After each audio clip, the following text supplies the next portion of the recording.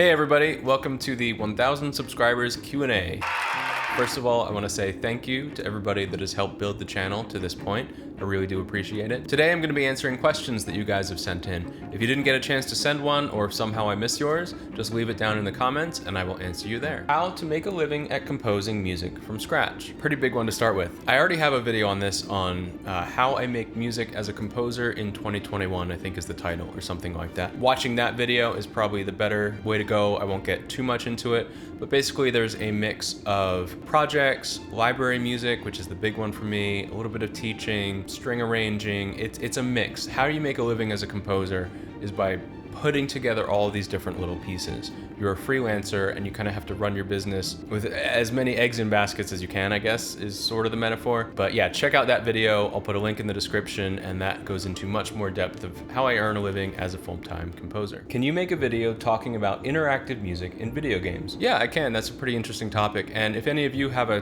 video topic or idea, something you really want to see something about that you think would fit this channel, always just leave a comment and let me know. So I guess the answer to that question is just, yes, I will add that to my list of topic ideas. Thank you. What is the best source to study film composition? I know a college will be the most obvious answer, but I can't afford one. So yes, I went to Berkeley and was a film scoring major, but I realized that wasn't cheap. So if you're not going to college, YouTube didn't exist when I went to college, and all these online courses and everything. So, man, that's a tough question. How would I study film scoring? Something I might suggest is finding a private teacher, somebody you can submit your work to, they can critique it, they can give you assignments. What else would I do? I think there's plenty of really good courses. For film scoring specifically, I don't have any in mind. You would just probably have to Google that, but I'm sure that good online courses that are affordable do exist. The other thing is becoming a composer's assistant can really be a huge growing opportunity. So right after college, I became a composer's assistant and eventually was able to write like transitions and small cues, and that graduated to longer cues and bigger scenes. And that was a really amazing way to learn because, I was watching him work and how he wrote his cues and the feedback he got and how he responded, and then starting to write my own cues, then he would give me feedback, and it was really good. It was basically like an apprenticeship in a lot of ways. You do have to pay your dues to do that. There was plenty of late nights and taking out the trash and picking up takeout orders and a whole other side of things. But, it was worth it. So if you can't afford a college, then, saying move to LA might be a stretch too. So I guess the other way is to learn on the job. Get student films, get indie films, get anything you can possibly score and work on. And, your stuff might be kind of bad in the beginning, but every project you work on, you will get better.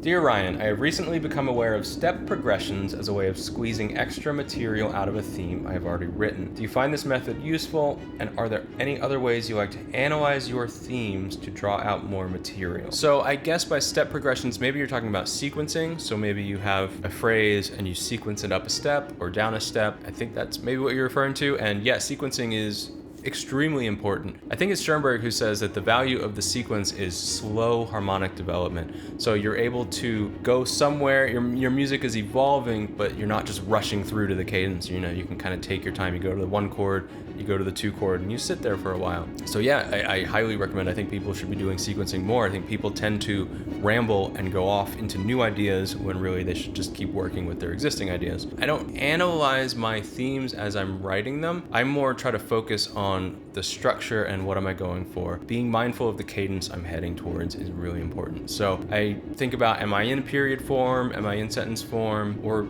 some hybrid or neither. Where am I trying to go and what does my theme need? So if I've already repeated myself a bunch, maybe my theme needs some forward motion. I need some sort of continuation. Or if it feels like I kind of have an unfinished half cadence phrase, then maybe I need to go back and restate the thought and complete it this time. I did just release a video about how to take an 8-bar theme in different ways to make it longer. So I guess the longer answer would be in that video, so check that one out. What is the most rewarding project you've worked on? Why was it so rewarding? Oof, that's a deep one. There are so many. I'll think of a couple. One of the really unexpected, surprising ones was I scored a Serbian feature film, I don't know, maybe 10 years ago. And I even got to actually go to Serbia, to Belgrade for the premiere. And it was like a red carpet premiere, and Jeremy Renner was there. It was just a whole big event. So that was really cool. cool. It was a really great film, and I was really happy with the music I had written, and it was overall a pretty awesome experience. And a life adventure just to be able to go to Belgrade and experience all of that. Candy Jar was definitely a huge career milestone for me. That was a Netflix original with a bunch of Hollywood stars, and so, thank you to Ben Shelton for hiring me for that gig, but also, we worked together for years before that point and, built a working relationship, and so it was amazing to see all of those different short films and online projects and commercials and all things we worked on together kind of build, and for both of us become a really big project. And then for that to actually be something that's on Netflix that people can watch is huge, because if you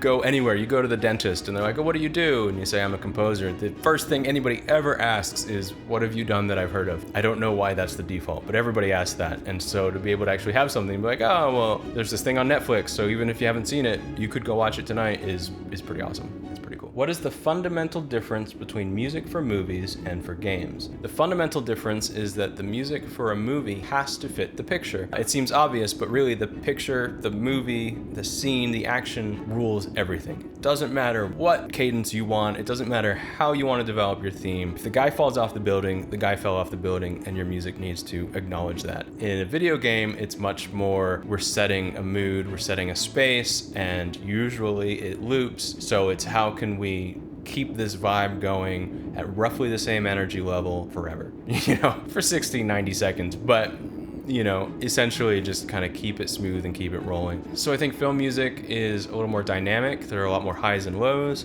but really it's that film music is responding to a scene and video game music is responding to a mood, I guess, is the main difference. One of the reasons I really like to study video game music or use examples from video game music is that it's not written to a scene. So sometimes you might be like, oh wow, the composer did this amazing chord change, but really it had nothing to do with musical taste. It was more about, the train crash that happened that we aren't seeing when we're listening to it. In video game music, the compositional decisions can be a little simpler sometimes. All right, so the next one is a little long. Hi Ryan, how are you doing? I am good. I am creating my video game composer portfolio. I would love to recreate my version of the score and sound effects of video games that I have played, since I have no other way to demonstrate the impact of my music on the narrative. I think that's a really good idea. I would do the same thing with film music. There are some scenes available. You're just gonna have to Google it or ask around.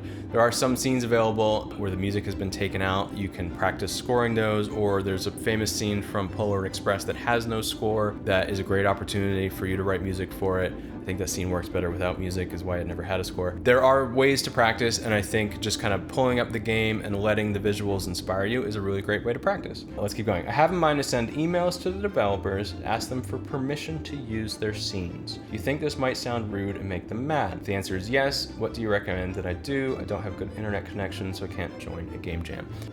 You can email developers. I think that almost all of them will just ignore you, honestly. I just think they don't care. There's so much video game content on YouTube, on Twitch, on everywhere, that everybody's just used to their games being online. So if you have their game with your music behind it, it's not really, I don't think nobody's gonna care. It's not gonna offend anybody. Nobody's gonna be mad that you're inspired by their game. I really don't think.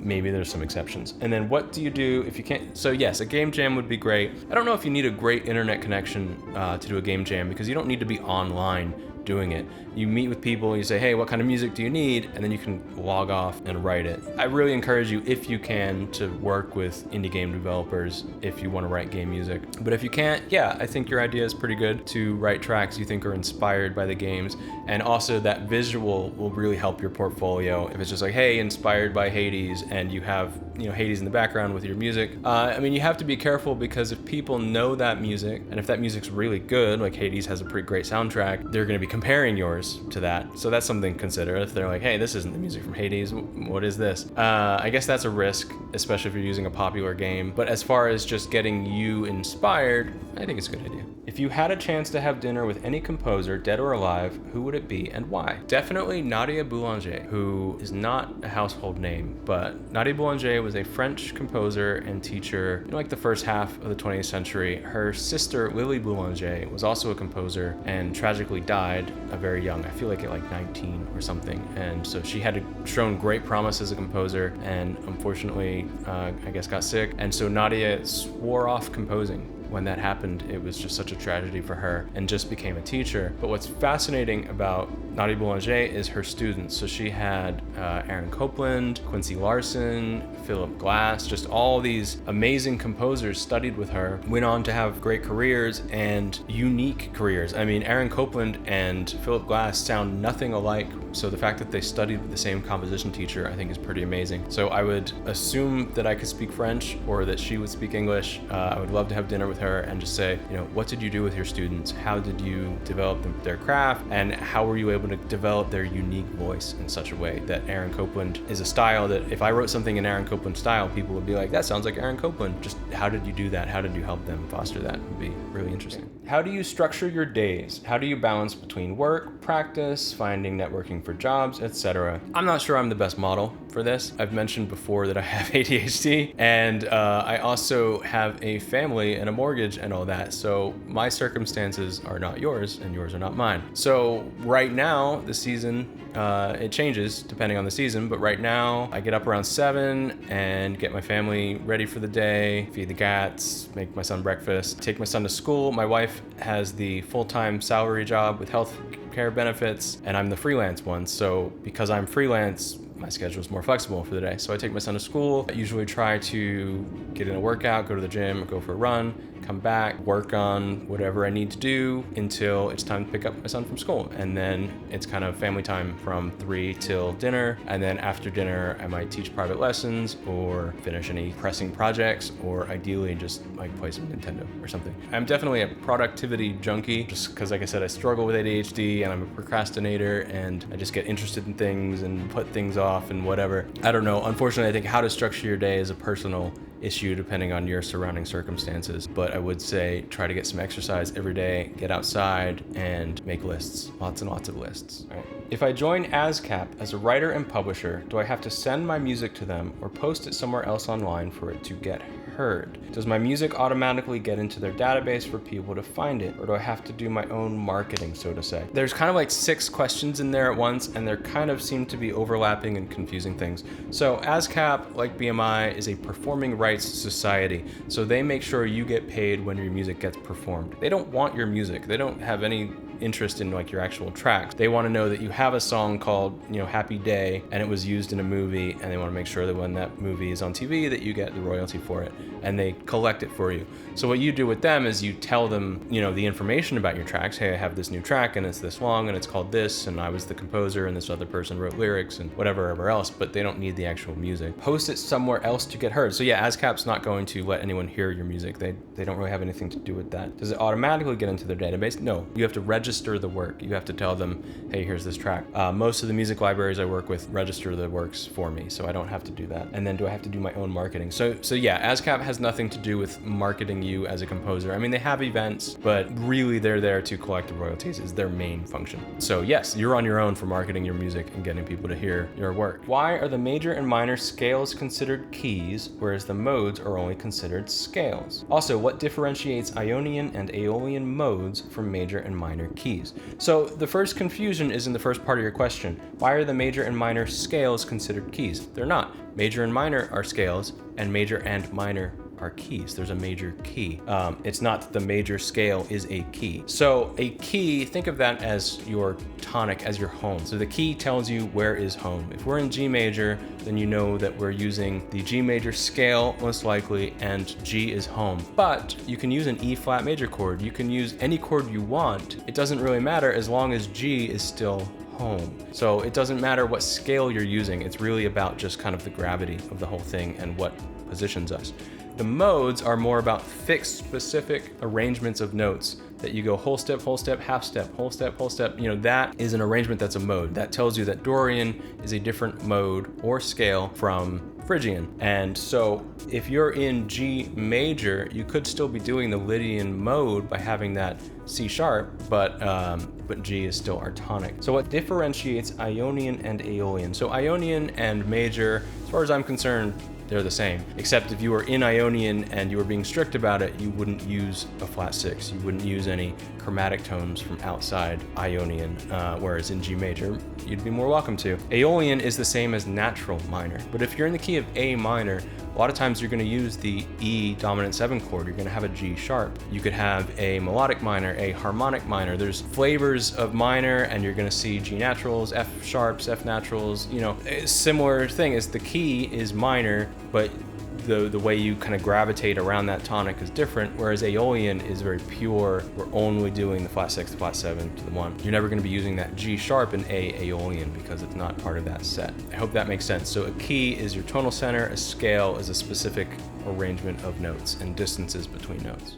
How do you organize your DAW projects when writing for a TV show? So how I organize a TV show in a DAW is I will do a different Logic session for each episode, and then within Logic you have this thing called alternatives, which is, you know, basically a different Logic file within the same main file, but I'll do different cues within each alternative. And then I'll have a final one called playback, and that's where I'll put the whole video of the whole episode and drop in my bounces there. Then I can actually watch the whole episode in context, how each cue is going. But I do prefer to have a separate alternative for each cue, so I can like start at bar 1, it's just kind of clean and condensed in its own space, and then kind of what you mentioned later in the question is then I could export that and reuse that. So yeah, I would totally save as if I was going to reuse a theme in episode 2 but in a different way, just export that alternative and bring it into the other Logic session for episode 2. Okay, if you have different questions or if any of this kind of inspired a new question, please put it in the comments. I appreciate it, and I'm always taking your video suggestions. Don't forget you can join us on Discord if you want to chat orchestration and film scoring and all that cool stuff. Thank you again so much for helping me get to 1,000 subscribers. I really do appreciate it, and I will keep working on videos to help you guys write better music. Thanks guys, I'll see you in the next one.